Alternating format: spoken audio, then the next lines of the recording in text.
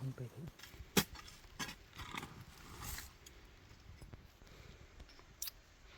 มาแล้วไทยหลุดมือเลย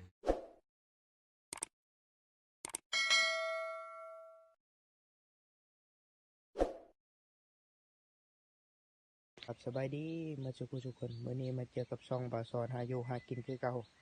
เมื่อนี้บาซอนเข้าป่าหากินกับบ่าวผู้ไทยว่าชิมมานในบ่อติดตามรับชมกันท่านผู้ชม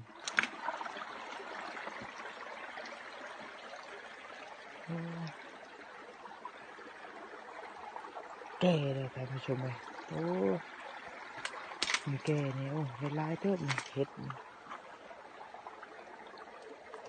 บดเต็มหอนเลยโอ้แก่เต็มหอนเลยโอ้ขนาดอยู่เล็บห้อย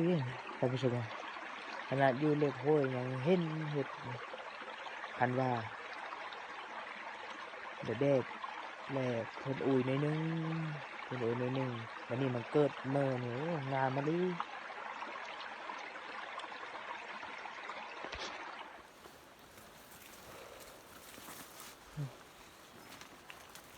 เห็นแต่หอยคือเก่าท่านผู้ชมเลย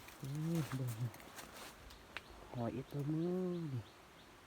มันหาว่ากระโตมันอยู่เลยหาไปด้วย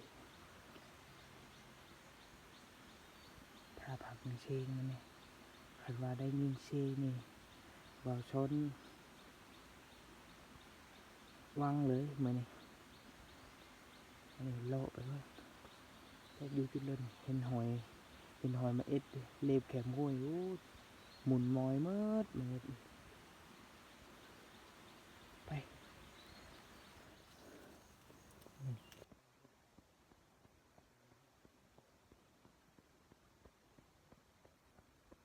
มันไปถึง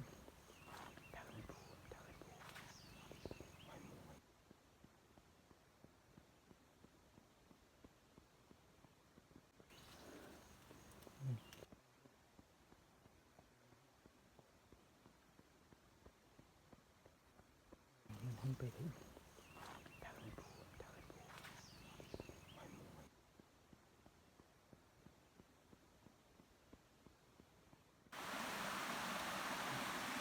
มือเลาะเลยครับทุกคน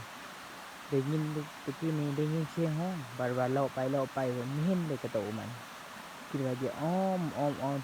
ไปยังว่าเจอตัวมันอันนี้ไปรอไปเกิดว่าไม่เห็นโอ้บอชนเยอะโลไปหาบ่าวผู้ไทยพุ่นละบ่าวผู้ไทยอยู่คนละหน่วยผู้บ่าวผู้ไทยอยู่ภาคผู้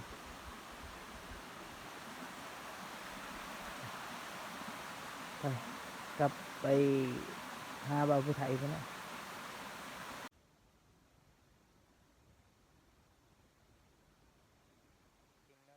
กองฝนเนี่ยมึงโตชาวผู้ไทยว่าไปหาว่านัดผู้เช้ามาเทกน้อยโอ้คักไปกินมุกเลยจุ๊บมื้อนี้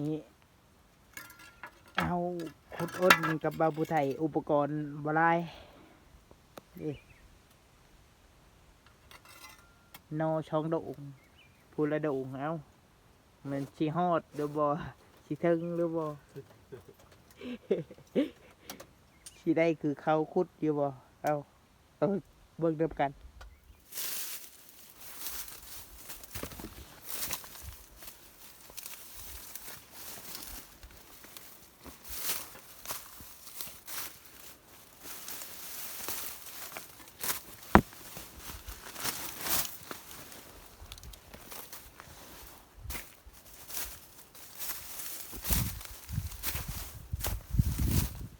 ฮอดหูเลย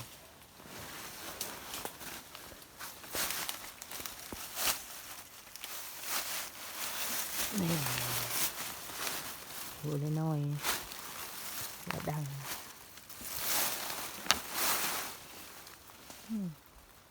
หมดกอไม่ฝากกอหนึ่ง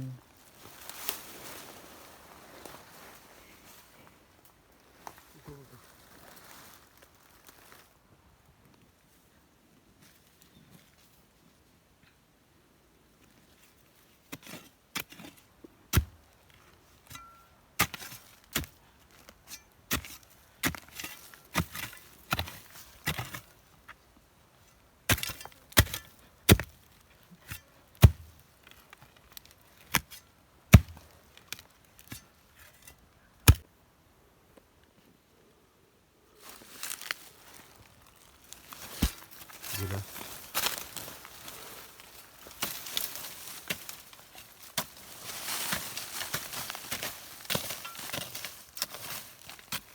ทำเลยคุณ พูแล้วเขาเนาะพูนั่นแหละเขาบอกแม่นบ่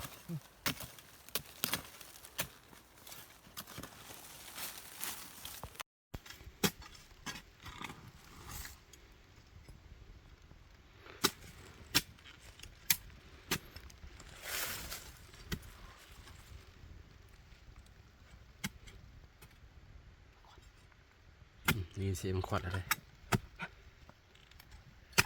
นี่เสียงมันขวัดเลย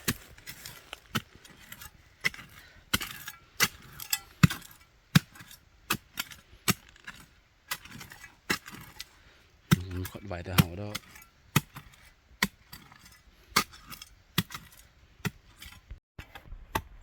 เป็นได้คำว่าเสกได้นี่นะ โอ้ยสุดเลย ฮะ สุดเลย เห็นแล้วพี่น้องเอ้ยฟอมันละ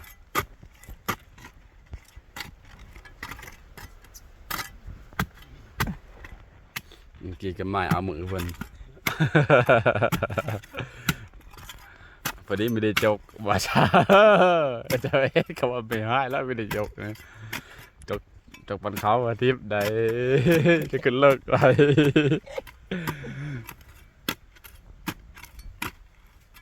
มันทมตัวมันดินี่หนู โอ้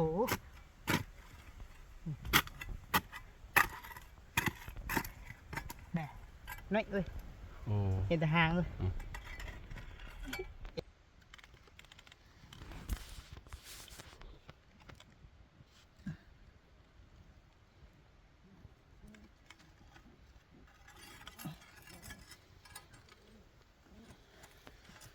นี่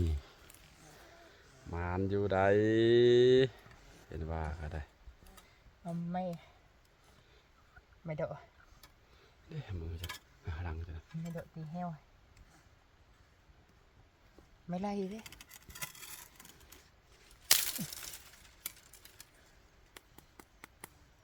ลูกมันปะ จังไรโอ้โห ลูกเลยเบอร์หูน้อยๆฮะ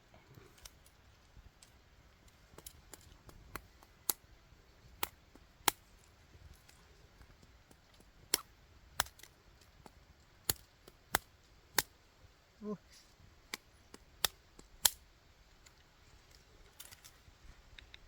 อะไร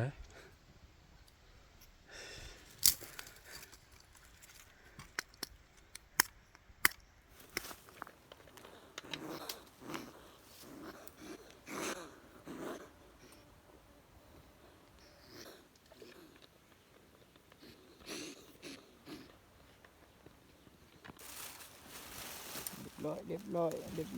อย